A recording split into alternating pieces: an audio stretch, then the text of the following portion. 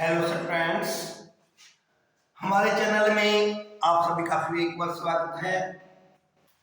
आज का गणित का विषय जो है हमारा वो नंबर लाइन मतलब संख्या रेखा है।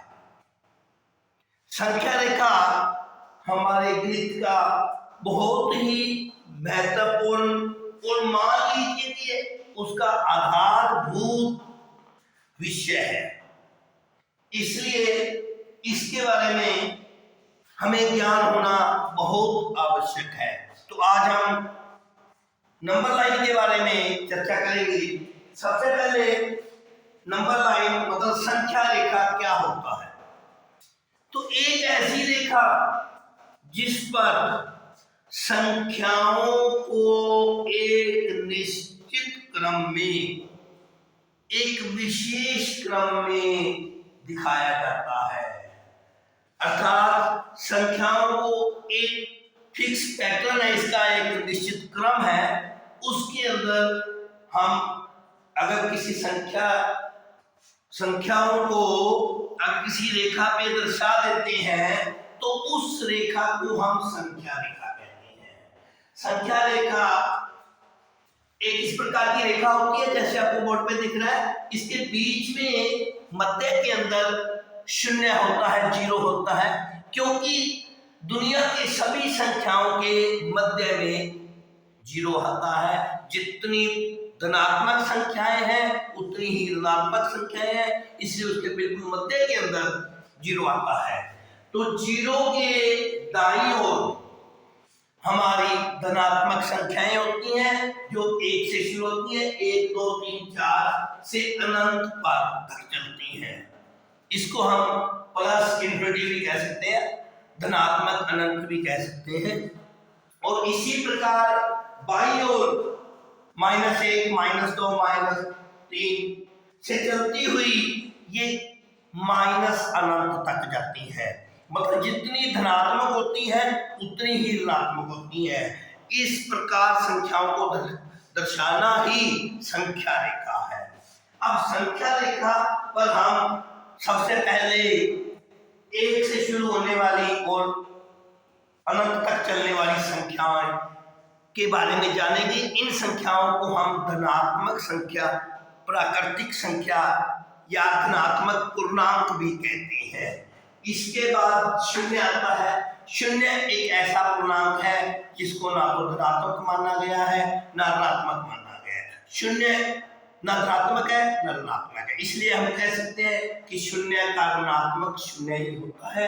मतलब ये एक ही है, धनात्मक भी और ऋणात्मक। इसी प्रकार बाईं ओर -1 -2 लगातार संख्याएं ऋणात्मक संख्याएं होती हैं, इनको ऋणात्मक पूर्णांक कह सकते हैं, इनको ऋणात्मक जो ना नंबर भी कह सकते हैं, नेगेटिव नंबर भी कह सकते हैं। देखिए जितने प्राकृतिक है जितने प्राकृतिक धनात्मक अंक है उतने ही प्राकृतिक ऋणात्मक अंक है, इसलिए इनका योग शून्य आता है। और प्रत्येक धनात्मक संख्या का एक ऋणात्मक अंक होता है। और यदि हम प्राकृतिक संख्याओं में जीरो को मिला लें तो वो पूर्ण संख्याएं बन जाती हैं। मतलब धनात्मक संख्या में शून्य को शामिल कर लिया जाए तो पूर्ण संख्या बनती है। मतलब पूर्ण संख्याएं जीरो से शुरू होती हैं और अनंत तक चलती हैं। ये हमेशा जीरो से शुरू होके दाएं हाथ की ओर होती है और इनका मान हमेशा धनात्मक होता है। इनका योग अकेली जीरो को अगर अलग लिया जाए तो जीरो का तो मान धनात्मक और ऋणात्मक दोनों रहेगा, लेकिन बाकी सभी का मान अगर हम जोड़ेंगे तो धनात्मक हमें प्राप्त होगा। इसी प्रकार ऋणात्मक संख्याएं बाईं ओर होती हैं और इनका भी योग हमेशा ऋणात्मक रहता है। लेकिन अगर धनात्मक, शून्य और ऋणात्मक संख्याओं को जोड़ लिया जाए तो इन्हें हम पूर्णांक कहते हैं। पूर्णांक जितने धनात्मक होते हैं उतने ऋणात्मक होते हैं। केवल जीरो एक ऐसा पूर्णांक है जिसका धनात्मक या ऋणात्मक नहीं होता, अर्थात वो एक ही होता है। अब अगर लगातार बात करें हम एक से शुरू होकर 1 2 3 4 तो ये प्राकृतिक संख्याएं हैं। और लेकिन अगर 1 3 5 7 मतलब एक एक छोड़ के, तो क्योंकि आदि संख्याएं विषम होती हैं, आदि सम होती है। इसलिए अगर एक छोड़ के 1 3 5 7 की हम बात करेंगे तो ये हमेशा जो है धनात्मक विषम संख्याएं हैं। और इसी प्रकार अगर 1 से शुरू ना करके हम 2 से करेंगे, 2 4 6 8 10 12 ऐसे चलता रहेगा और एक छोड़ के लिख जाएंगे, तो ये विषम संख्याओं के अलावा नहीं, ये सम संख्याएं होती हैं। अर्थात इनको सम संख्या कहते हैं, वो विषम संख्याएं थी। तो जितनी सम संख्याएं होती हैं उतनी ही विषम संख्याएं होती हैं। तो अब बात आती है कि सम संख्याओं की पहचान क्या है। देखिए, सम संख्याएं हमेशा शून्य से शुरू होके, अगर धनात्मक की बात करें हम तो 2 4 6 8 पे चलेंगी और ये हमेशा 2 पे पूर्ण भाग जाती है। इसी पर ऋणात्मक सम संख्याएं भी हैं, वो भी 2 पे और -2 पे पूर्ण भाग जाती है। अब आती है विषम संख्याएं। विषम संख्याएं वे संख्याएं होती हैं जो कभी भी 2 पे पूर्ण भाग नहीं होती, 2 से पूर्ण विभाजन अर्थात 2 का गुणनखंड नहीं होती। इसे हम 2n+1 के रूप में हमेशा लिखते हैं और हम सम संख्याओं को हमेशा 2n के रूप में और विषम संख्या को 2n+1 के रूप में लिखते हैं। इसी प्रकार बात करते हैं हम जो प्राइम नंबर की।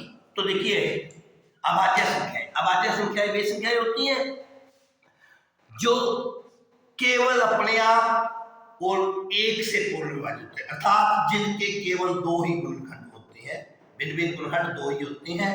जैसे 2 से शुरू होगी और 2 एक ऐसी संख्या है जो सम भी है और अभाज्य भी है। 2 है, 3 है, 5 है, 7 और 11 है। 9 नहीं है क्योंकि 9 2 से ज्यादा गुणा करती है। इसी प्रकार हम कंपोजिट नंबर की बात करेंगे, मतलब संयोजक बात संख्याओं की बात करेंगे, योगी संख्याओं की बात करेंगे। वो संख्याएं होती हैं जिनके 2 से ज्यादा, अर्थात जो अपने आप 1 और इसके अलावा भी किसी को और अंक पर पूर्ण भाग चली जाती है। केवल एक ऐसी है जो ना हमने भाज्य में ली है ना अभाज्य में ली है। भाज्य वो संख्याएं होती हैं जो अभाज्य नहीं होती, अर्थात भाज्य संख्याएं वे संख्याएं हैं जो 2 से ज्यादा गुणन रखती हैं। लेकिन ध्यान रखिए, एक केवल एक ऐसी संख्या है जिसको हम ना तो भाज्य मानेंगे ना अभाज्य मानेंगे। ये केवल एक इकाई है, इसको यूनिट कहा जाता है। ये एक इकाई है, इसलिए इसको ना भाज्य संख्याओं में लिया है ना अभाज्य। इस प्रकार हम संख्याओं का प्रयोग करके संख्याओं का योगफल गुणनफल ज्ञात कर सकते हैं। 2 सम संख्याओं का योग हमेशा सम होता है, जो विषम संख्याओं का योग भी हमेशा सम होता है। लेकिन एक विषम और एक सम संख्या हो तो उसका योग हमेशा विषम आएगा। इसी प्रकार विषम को विषम से गुणा किया जाए तो हमेशा विषम आता है और विषम को सम से गुणा किया जाए तो हमेशा सम आता है। सम और सम का गुणनफल भी हमेशा सम होता है। इन बातों को ध्यान रखते हुए हम नंबर्स लाइन की, मतलब संख्या रेखा की और इनकी संख्याओं का प्रयोग करेंगे और अगले पीरियड में हम इनके बारे में आगे चर्चा करेंगे। आशा है आपको समझ आ गई होगी। धन्यवाद।